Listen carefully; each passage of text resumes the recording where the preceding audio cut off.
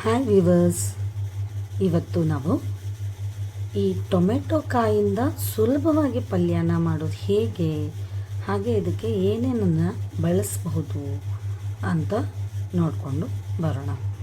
ಇದಕ್ಕೆ ನಾವು ಹಸಿ ಮೆಣಸಿನಕಾಯಿಯ ಪೇಸ್ಟನ್ನು ಹಾಕ್ಕೊಳ್ತೀವಿ. ಕೆಲವೊಬ್ಬರು ಅಚ್ಚ ಖಾರದ ಪುಡಿ ಕೂಡ ಬಳಸ್ತಾರೆ, ಬಟ್ ಅಚ್ಚ ಖಾರದ ಪುಡಿಯಿಂದ ಮಾಡಿರೋ ಪಲ್ಯ ಅಷ್ಟೊಂದು ಟೇಸ್ಟಾಗಿ ಇರೋದಿಲ್ಲ. ನಾನಿಲ್ಲಿ ಈ ರೀತಿ ಟೊಮೆಟೊ ಕಾಯಿನ ಕಟ್ ಮಾಡಿ ಇಟ್ಕೊಂಡಿದ್ದೀನಿ.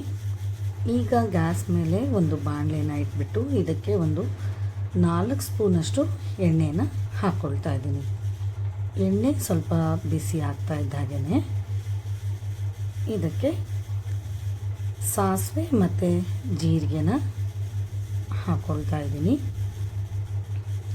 ನೀವು ಬೇಕು ಅನ್ನೋದಾದರೆ ಈ ಟೈಮಲ್ಲಿ ಸ್ವಲ್ಪ ಉದ್ದಿನಬೇಳೆ, ಕಡಲೆಬೇಳೆ ಕೂಡ ಹಾಕ್ಕೋಬೋದು.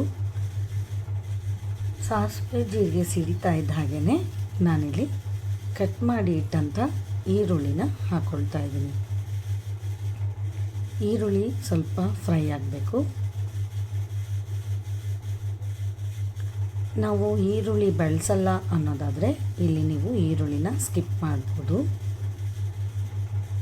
ಸ್ವಲ್ಪ ಈರುಳ್ಳಿ ಚೆನ್ನಾಗಿ ಬೆಂದ್ಕೋಬೇಕು. ಈರುಳ್ಳಿ ಬದಲಾಗಿ ನಾನು ಬೆಳ್ಳುಳ್ಳಿನ ಹಾಕ್ಕೊಳ್ತೀನಿ ಅನ್ನೋದಾದರೆ ಬೆಳ್ಳುಳ್ಳಿ ಕೂಡ ನೀವು ಬಳಸ್ಕೋಬೋದು. ಈಗ ಮುಂಚೆನೇ ಪೇಸ್ಟ್ ಮಾಡಿ ಇಟ್ಟಂಥ ಹಸಿ ಮೆಣಸಿನ್ಕಾಯಿ ಪೇಸ್ಟನ್ನು ಹಾಕ್ಕೊಳ್ತಾ ಇದ್ದೀನಿ. ನಾನು ಹಸಿ ಮೆಣಸಿನ್ಕಾಯಿ ಹಾಗೆ ಕೊತ್ತಂಬರಿ ಸೊಪ್ಪು, ಬೆಳ್ಳುಳ್ಳಿನ ಈ ರೀತಿ ಜಜ್ಜಿಬಿಟ್ಟು ಹಾಕ್ಕೊಳ್ತಾ ಇದ್ದೀನಿ. ನಾನು ಹಸಿ ಮೆಣಸಿನ್ಕಾಯಿನ ಫ್ರೈ ಮಾಡಿಲ್ಲ ಅನ್ನೋ ಕಾರಣಕ್ಕೆ ಎಣ್ಣೆಯಲ್ಲಿ ಈ ರೀತಿ ಇದನ್ನು ಚೆನ್ನಾಗಿ ಫ್ರೈ ಮಾಡ್ಕೊಳ್ತಾ ಇದ್ದೀನಿ. ನೀವು ಹಸಿಮೆಣಸಿನ್ಕಾಯಿನ ಫ್ರೈ ಮಾಡಿ ಪೇಸ್ಟ್ ಮಾಡಿ ಇಟ್ಕೊಂಡಿದ್ರೆ ಈ ರೀತಿ ಫ್ರೈ ಮಾಡೋ ಅವಶ್ಯಕತೆ ಇಲ್ಲ. ಈಗ ಹೆಚ್ಚಿ ಇಟ್ಟಂಥ ಟೊಮೆಟೊ ಕಾಯನ್ನು ಹಾಕಿ ಇದನ್ನು ಒಂದು ಸಾರಿ ಈ ರೀತಿ ಮಿಕ್ಸ್ ಮಾಡ್ಕೊಳ್ತೀನಿ. ಅದೇ ಎಣ್ಣೆಯಲ್ಲಿ ಸ್ವಲ್ಪ ಟೊಮೆಟೊ ಕಾಯಿ ಕೂಡ ಚೆನ್ನಾಗಿ ಫ್ರೈ ಆಗಬೇಕು. ನೀವು ಮುಂಚೆನೇ ಅದನ್ನು ಎಣ್ಣೆಯಲ್ಲಿ ಫ್ರೈ ಮಾಡಿಕೊಂಡು ಟೊಮೆಟೊ ಕಾಯಿ ಮಾತ್ರ ಫ್ರೈ ಮಾಡಿಕೊಂಡು ಆಮೇಲೆ ಈರುಳ್ಳಿನ ಹಾಕ್ಕೊಂಡು ಮಾಡ್ತೀವಿ ಅನ್ನೋದಾದರೆ ಆ ರೀತಿ ಕೂಡ ಮಾಡ್ಕೋಬೋದು. ಈಗ ನಾನು ರುಚಿಗೆ ತಕ್ಕಷ್ಟು ಉಪ್ಪನ್ನು ಹಾಕಿದ್ದೀನಿ. ನಾನಿಲ್ಲಿ ಕಲ್ಲುಪ್ಪನ್ನು ಬಳಸ್ತಾ ಇದ್ದೀನಿ. ಟೊಮೆಟೊ ಕಾಯಿ ಸ್ವಲ್ಪ ಹುಳಿ ಇರೋದ್ರಿಂದ ನಾನಿಲ್ಲಿ 1.5 ಸ್ಪೂನಷ್ಟು ಬೆಲ್ಲವನ್ನು ಬಳಸ್ತಾ ಇದ್ದೀನಿ. ನೀವು ನಿಮ್ಮ ಟೇಸ್ಟಿಗೆ ಅನುಸಾರವಾಗಿ ಉಪ್ಪು ಮತ್ತು ಬೆಲ್ಲವನ್ನು ಬಳಸ್ಕೊಳ್ಳಿ. ಇದನ್ನು ಇಷ್ಟು ಹಾಕಿ ಒಂದು 2-3 ನಿಮಿಷ ಈ ರೀತಿ ಲಿಡ್ಡನ್ನು ಕ್ಲೋಸ್ ಮಾಡಿ ಸ್ವಲ್ಪ ಅದೆಲ್ಲವೂ ಬೇಯೋದಕ್ಕೆ ಬಿಡ್ತೀನಿ. ಯಾಕೆ ಕಾರಣಕ್ಕೆ ಅಂದರೆ ನಾನು ಟೊಮೆಟೊನ ಮುಂಚೆ ಎಣ್ಣೆಯಲ್ಲಿ ಫ್ರೈ ಮಾಡಿಲ್ಲ. ಇದೇ ಎಣ್ಣೆಯಲ್ಲಿ ಫ್ರೈ ಮಾಡಿರೋದ್ರಿಂದ ಈ ರೀತಿ ಒಂದು 2-3 ನಿಮಿಷ ಇದನ್ನು ಎಲ್ಲವೂ ಹೊಂದ್ಕೊಳ್ಳೋದಕ್ಕೆ ಬಿಟ್ಟು ನಂತರ ಈ ರೀತಿ ಇದನ್ನೆಲ್ಲವನ್ನು ಮಿಕ್ಸ್ ಮಾಡ್ಕೊಳ್ತೀನಿ. ನಾನು ಹೇಳಿದಾಗೆ ನೀವು ಮುಂಚೆನೇ ಟೊಮೆಟೊ ಕಾಯಿನ ಹುರಿದ್ಬಿಟ್ಟು ಕೂಡ ಹಾಕ್ಕೋಬೋದು, ಅದು ಕೂಡ ಚೆನ್ನಾಗಿರುತ್ತೆ.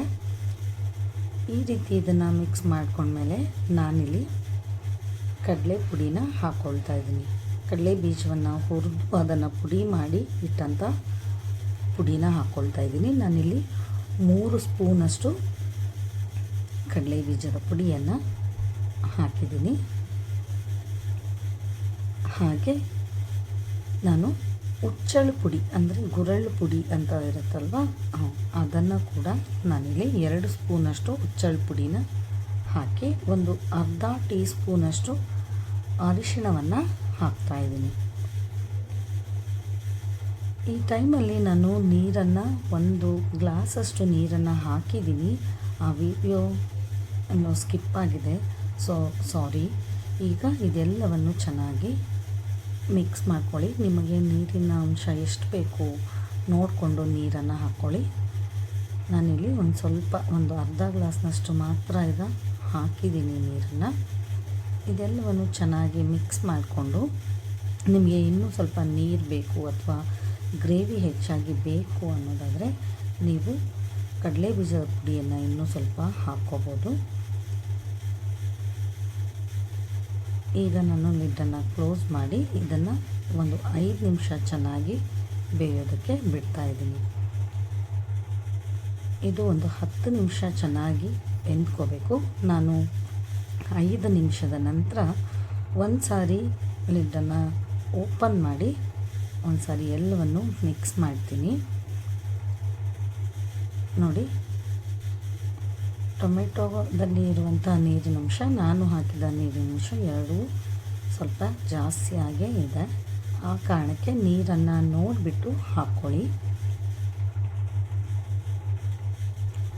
ಟೊಮೆಟೊ ಕಾಯಿ ಹುಳಿ ಇರೋದ್ರಿಂದ ಇದಕ್ಕೆ ಬೆಲ್ಲವನ್ನು ಬಳಸೋದು ಕಂಪಲ್ಸರಿ.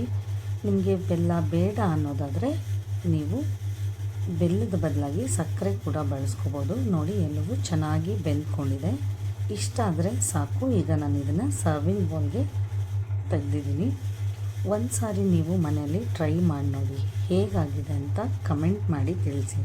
ರೊಟ್ಟಿ, ಚಪಾತಿ, ಹಾಗೆ ರೈಸ್ಗೆ ಸೈಡ್ ಡಿಶ್ ಆಗಿ ಅಥವಾ ದೋಸೆಗೆ ಇದೆಲ್ಲ ತುಂಬ ಟೇಸ್ಟಿಯಾಗಿ, ಹುಳಿ ಹುಳಿ, ಖಾರ ಖಾರ, ಸಿಹಿ ಸಿಹಿ, ತುಂಬ ಟೇಸ್ಟಿಯಾಗಿ ಇರುತ್ತೆ. ಒಂದು ಸಾರಿ ನೀವು ಮನೆಯಲ್ಲಿ ಮಾಡಿ ನೋಡಿ. ಹಾಗೆ ಈ ಚಾನಲ್ನ ಸಬ್ಸ್ಕ್ರೈಬ್ ಮಾಡಿ. Thank you.